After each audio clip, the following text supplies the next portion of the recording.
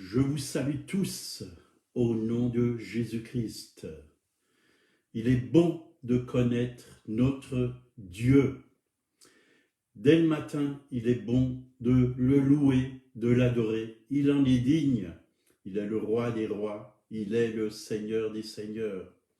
Et encore ce matin, ensemble, nous voulons nous approcher de lui et le glorifier, oui, le contempler, le louer, le bénir. Alléluia, il est vivant parmi nous. Et je veux saluer tous ceux qui sont sur le live. Hervé Dubois, Jean-Jacques Corral, Bernard Dérivé, tous ceux qui sont présents, je vous salue et tous ceux qui vont venir, soyez les bienvenus pour ce live. Voilà, on va continuer ce matin au trésor du ciel, partie 116, à celui qui vaincra. Est-ce que vous voulez vaincre? Voilà, c'est à cela que Dieu nous appelle à vaincre chaque jour. Vaincre quoi? Bien sûr, vaincre l'ennemi de nos âmes. Et il y a des promesses. On va prier. Seigneur, merci parce que tu nous appelles à être des vainqueurs. Tu as dit à celui qui vaincra. Oui, nous voulons vaincre, Seigneur. Oui. Et c'est toi qui nous donnes la capacité de vaincre. Merci parce que tu es avec nous. Tu es en nous. Tu habites en nous. Et en toi, nous avons la victoire. Oui, dans toute situation, dans toute circonstance. Merci, Seigneur. Ta fidélité durera toujours. Merci de conduire encore cette journée, Seigneur, que vraiment nos cœurs soient attachés à toi, au nom de Jésus. Amen. Amen. Chipi Kalou, bienvenue. Germaine, bienvenue. Et tous les autres. Donc, Apocalypse, chapitre 2, verset 7. Là, il y a une promesse. Que celui qui a des oreilles entende ce que l'Esprit dit aux églises. Vous voyez, l'Esprit parle aujourd'hui aux églises et à l'église avec un grand E. Et nous sommes l'église de Jésus-Christ. L'église, c'est pas un bâtiment. L'église, c'est vous, c'est moi. Nous sommes des pierres vivantes. Aujourd'hui, l'église, elle se vit partout. Partout où elle est. Si tu es dans ta maison, tu es l'église dans ta maison. Si tu es au travail, ben tu représentes l'église au travail. Parce que l'église, c'est vous, c'est moi, c'est des êtres humains. Nous sommes le corps de Christ. Nous sommes le temple du Saint-Esprit, le temple de Dieu. Et l'Église a besoin d'écouter le Saint-Esprit. C'est lui qui nous parle, c'est lui qui nous conseille, c'est lui qui nous guide dans toute la vérité. Donc là, il nous a dit, à celui qui vaincra, je donnerai à manger de l'arbre de vie qui est dans le paradis de Dieu. Alléluia. L'arbre de vie qui est dans le paradis de Dieu. Dès le début, Dieu désirait donner et il a tout préparé pour l'homme, la femme. Il voulait donner cet arbre de vie, à manger de l'arbre de vie. Voilà, Adam et Ève devaient se nourrir de l'arbre de vie. Malheureusement, il ne l'a pas fait. Et on va voir ça dans Genèse, chapitre 2, verset 9. L'Éternel Dieu fit pousser du sol des arbres de toute espèce, agréables à voir et bons à manger. Vous voyez, il y avait toute espèce d'arbres. Agréable à voir, ça devait être beau, fantastique, merveilleux. Et bon à manger. Et l'arbre de la vie au milieu du jardin. Et l'arbre de la connaissance du bien et du mal. Donc au milieu du jardin, il y avait deux arbres. L'arbre de la vie et l'arbre de la connaissance du bien et du mal. Ils étaient là, au milieu du jardin. Mais l'Éternel, au chapitre 2 de la Genèse, verset 16, l'Éternel Dieu donna cet ordre à l'homme: tu pourras manger de tous les arbres du jardin. Donc de tous les arbres, il pouvait manger. Mais tu ne mangeras pas de l'arbre de la connaissance du bien et du mal, car le jour où tu en mangeras, tu mourras. Voyez, Dieu voulait vraiment mettre en garde Adam et Ève de ne pas manger à cet arbre, parce que c'est un arbre qui allait produire la mort. Si nous mangeons de cet arbre, oui, il y avait la mort qui allait venir dans leur vie, dans leur esprit. Et c'est ce qui s'est passé. Ils ont désobéi et la mort est venue dans l'esprit d'Adam. Et il a été coupé de Dieu. L'esprit d'Adam, l'esprit d'Ève ont été coupés de Dieu. Alors qu'ils étaient là, dans ce beau jardin, ils étaient destinés à régner, à dominer sur toute la création. Dieu les a placés, oui, dans ce magnifique jardin, et ils avaient tout ce dont ils avaient besoin. Ils pouvaient manger de tous les arbres, il y en avait des arbres. Et il y avait aussi l'arbre, oui, qui était au milieu du jardin, l'arbre de la vie. Et là, ils pouvaient se nourrir de cet arbre de la vie. Bien sûr, Adam est mort, Ève est morte. Dans leur esprit, il y a eu la mort. Ils ne sont pas morts physiquement tout de suite, mais la mort est venue, oui, des centaines, oui, quelques centaines d'années après, dans leur corps. Donc, si Adam et Ève auraient mangé de l'arbre de vie, et s'ils n'auraient pas mangé à cet arbre de la connaissance du bien et du mal, ils auraient vécu éternellement. Leur corps serait resté toujours en bonne santé, sans mort, sans maladie. C'était le but de Dieu. Mais malheureusement, ils ont désobéi. Et qu'est-ce qui s'est passé? Le Seigneur les a, oui, mis de côté. Dans Genèse 3, 23, l'Éternel Dieu le chassa du jardin d'Éden pour qu'il cultivât la terre d'où il avait été pris. C'est ainsi qu'il chassa Adam et le mit à l'orient du jardin d'Éden. Les chérubins qui agitaient une épée flamboyante pour garder le chemin de l'arbre de vie. Ils n'avaient plus droit à l'arbre de vie. Ils étaient mis de côté, alors qu'ils étaient dans un si beau paradis, un merveilleux paradis d'harmonie, d'abondance. Et quand ils ont désobéi, ils ont eu peur. Ils ont été nus. La gloire de Dieu les a quittés. Ils étaient revêtus de la gloire de Dieu, mais la gloire de Dieu les a quittés. Ils étaient nus, ils avaient honte et ils se sont cachés derrière des arbres. Vous voyez, le Seigneur, il a laissé le libre choix quand il a créé l'homme, quand il a créé les anges. Il ne les a pas créés comme des robots sous son contrôle. Il leur a laissé la liberté. Oui, la liberté. Et dans Deutéronome 30, verset 19, là aussi, on a des choix à faire. J'ai mis devant toi la vie et la mort, la bénédiction et la malédiction. Choisis la vie afin que tu vives. Vous voyez, Dieu nous met devant des choix. Et chaque jour est fait de choix. Quand tu te lèves, qu'est-ce que tu choisis?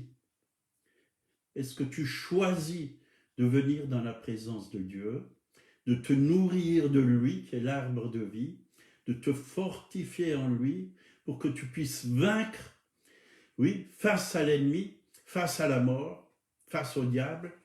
Oui. Qu'est-ce que tu choisis? Malheureusement, Adam et Ève, ils ont fait le mauvais choix. Mais que nous, maintenant que nous connaissons Jésus-Christ, faisons chaque jour le bon choix.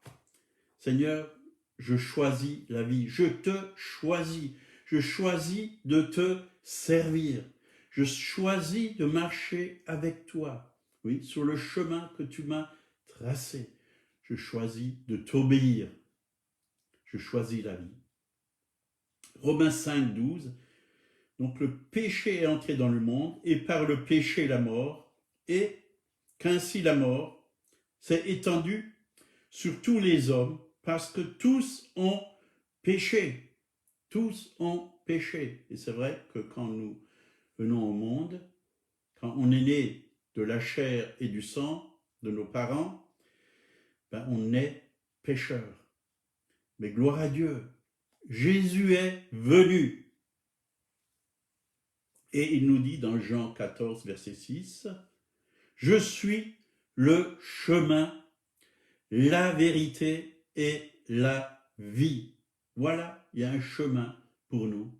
Et nous avons choisi ce chemin. Et si vous n'avez pas choisi ce chemin, Jésus est le chemin. Jésus est la vérité. Jésus est la vie. Il y a un autre chemin, oui. Satan.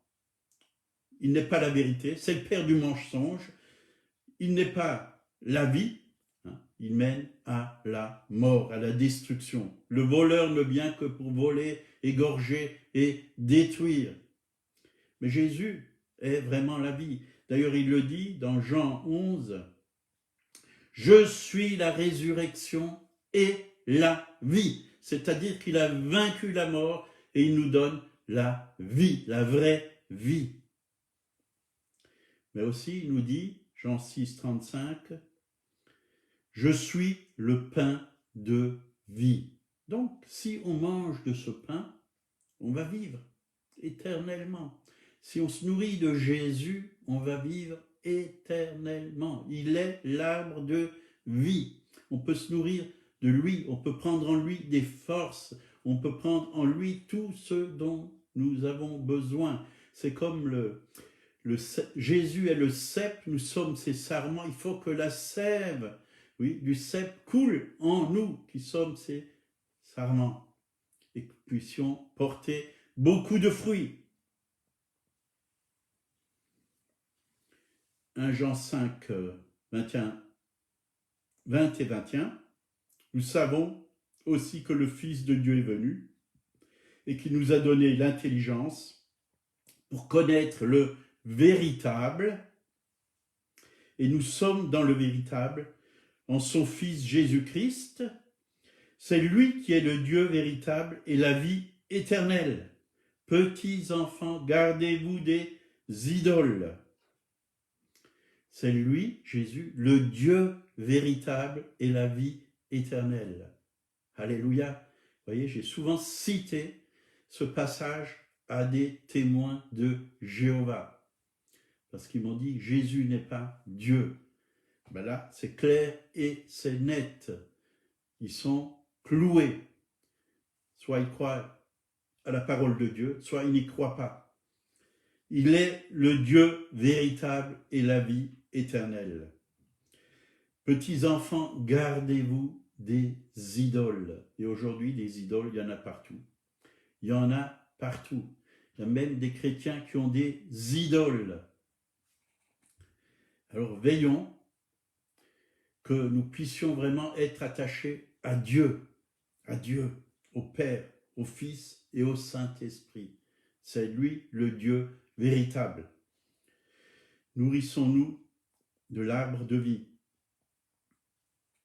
Donc, la parole de ce jour, Apocalypse 2, 7, celui qui vaincra, je donnerai à manger de l'arbre de vie qui est dans le paradis de Dieu. Voyez, ça c'est l'arbre de vie qui est dans le paradis de Dieu. Aujourd'hui, nous pouvons venir dans la présence de Dieu. Nous pouvons rentrer, oui, parce que nous avons un libre accès. Et nous pouvons venir dans le royaume, dans la présence de Dieu, dans le paradis de Dieu et recevoir tout ce dont nous avons besoin. Le chemin nous a été ouvert par Jésus-Christ. Il nous a été ouvert. On peut se nourrir, oui, de l'arbre de vie. Là-haut, c'est fini. Il n'y a plus d'arbre de connaissance du bien et du mal. Il y a l'arbre de la vie. Il y a l'arbre de la vie. Satan a été vaincu. Il a été jeté, oui, du ciel, oui, sur la terre. Il est tombé du ciel, oui, il a été jeté. Alors qu'il était là, à côté de Dieu pour la louange, pour l'adoration, pour entraîner vraiment les anges à louer, à adorer Dieu. Mais il a été jeté parce qu'il voulait se mettre au-dessus de Dieu.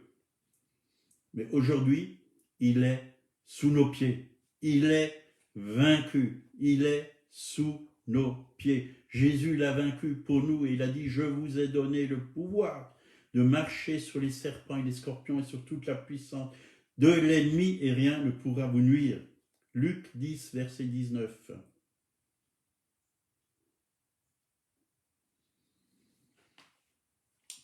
Donc, Jean 6, 57, comme le Père qui est vivant m'a envoyé et que je vis par le Père, ainsi celui qui me mange vivra par moi. Donc, nous devons manger Jésus. Vous voyez, c'est marqué. Celui qui me mange, bien sûr, Jésus, c'est la parole. Il est la parole de Dieu. Il est la parole vivante. L'homme ne vivra pas de pain seulement, mais de toute parole qui sortira de la bouche de Dieu. Nous nourrir de Jésus-Christ, de la parole de vie. Toi seul as les paroles de la vie éternelle. Alléluia. Il nous a aussi dit, celui, dans Jean 6, 5, 54 à 56, celui qui mange ma chair et boit mon sang à la vie éternelle, et je le ressusciterai au dernier jour, car ma chair est vraiment une nourriture et mon sang un breuvage. Donc, nous devons nous nourrir du Seigneur Jésus. C'est bon de prendre, oui, le pain et le vin, oui, qui représentent le corps et le sang de Jésus. C'est de Dieu lui-même que nous nous nourrissons. Est-ce que vous avez faim de lui? Vous avez soif de lui? Alors venez chaque jour à sa table. Dieu a dressé une table pour nous chaque jour avec plein de mets succulents. Venons, profitons-en, mangeons, fortifions-nous, oui, que nous puissions marcher avec les forces qui nous viennent de lui. Fortifie-toi dans le Seigneur et par ma force toute puissante. Oui, nous devons nous fortifier dans le Seigneur. Avec la force de Dieu, nous allons vaincre l'ennemi. Alléluia, on a besoin de force. En tout cas, j'en ai besoin, que ce soit pour mon corps physique, j'ai besoin de me nourrir pour avoir des forces. J'ai besoin de vitamines, j'ai besoin de viande, j'ai besoin de légumes, j'ai besoin de fruits, mais spirituellement, pour notre être intérieur, pour l'homme intérieur, l'homme nouveau, il a besoin de force. Il a besoin d'être victorieux face aux situations, face à l'ennemi. Donc Jésus est l'arbre de vie qui est dans le paradis. Et chaque jour, nous pouvons venir manger, prendre ce dont nous avons besoin. Galates 5, 22 nous parle du fruit du Saint-Esprit. Voilà ce que Dieu met dans notre esprit. Le fruit du Saint-Esprit. C'est l'amour, c'est la paix, c'est la joie, c'est la bonté. Et ainsi de suite. C'est ce fruit que nous devons porter. Oui, et quand nous sommes, oui, remplis du fruit du Saint-Esprit, ben, on ne peut que être victorieux. Voyez, si vous allez dans un restaurant, c'est beau de prendre la carte et de lire le menu, C'est pareil pour la parole de Dieu. Lire simplement la parole de Dieu, ça ne sert à rien. Juste à lire, mais il faut se nourrir de la parole de Dieu. Il faut prendre ce qui est dans l'assiette et déguster, manger, avoir la saveur, avoir les vitamines, avoir la force du repas. Oui, c'est ça qui est efficace dans notre vie. Alors, lire la Bible pour se nourrir, ok, ça c'est autre chose. Se nourrir, recevoir dans notre être intérieur, dans notre cœur, dans notre esprit, des vitamines, des forces, quelque chose de nouveau, la révélation. Ça, nous avons besoin chaque jour. Chaque jour, venons à sa table. Prenons, mangeons. Nous avons besoin de lui. Nous avons besoin de lui. Proverbe, chapitre 3, verset 18. La sagesse est un arbre de vie pour ceux qui la saisissent et qui tient ferme est rendu bienheureux. La sagesse.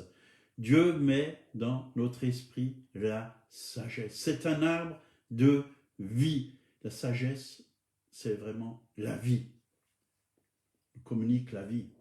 Apocalypse 22, verset 14. Heureux ceux qui lavent leurs robes, ils auront le droit de manger du fruit de l'arbre de vie et de franchir les portes de la ville. Donc nos vêtements doivent être lavés par le sang de Jésus-Christ. On en a parlé, je crois, hier, du sang de Jésus. Ils l'ont vaincu par le sang de l'agneau. Nous devons être lavés, purifiés par le sang de l'agneau. Nous devons avoir des robes blanches si nous voulons vraiment rentrer dans la présence de Dieu. Nous devons vraiment demander pardon pour tout ce qui n'est pas à sa gloire. Que nos cœurs soient purs devant lui. Donc tu ne peux pas rentrer avec une robe sale dans le royaume. Il faut passer par le sang de Jésus, par la repentance. Quand nous nous repentons, notre vie est transformée. Nous changeons de mentalité. Nous pensons plus comme les gens de ce monde, mais nous pensons comme des fils et des filles. Oui, nous recevons la pensée de Christ et nous aimons plus, oui, les choses de ce monde, mais nous aimons, oui, tout ce qui est dans le royaume. Nous avons d'autres valeurs, les valeurs du royaume. Et c'est comme ça qu'on veut vivre. La Bible parle beaucoup de l'arbre de vie quand elle parle dans l'Apocalypse des 7 églises, et chaque fois il est parlé de la vie, de l'arbre de vie. Et nous voulons vraiment nous attacher à Jésus qui est la vie, la vie.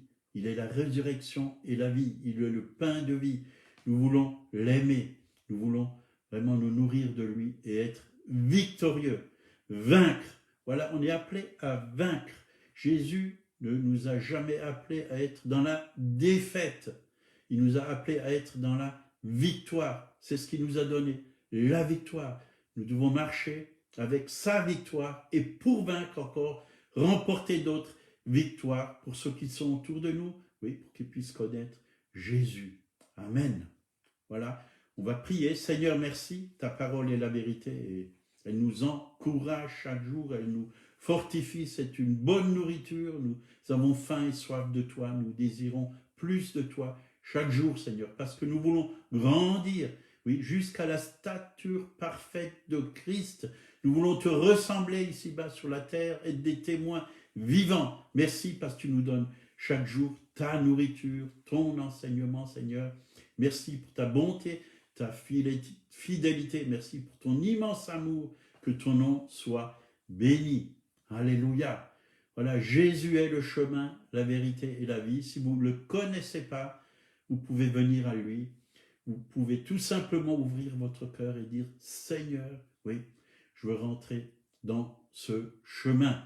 Viens dans ma vie, viens dans mon cœur, révèle-toi à moi, transforme-moi, lave, oui, lave mon cœur, oui, par ton sang précieux, lave-moi de tout péché, oui, donne-moi un cœur nouveau. Donne-moi une vie nouvelle. Je veux te connaître. Merci parce que tu me sauves, tu deviens mon sauveur, mais tu deviens aussi mon Seigneur. Amen. Soyez bénis en ce jour et on va continuer sur la victoire demain à 8 heures. Que Dieu vous bénisse.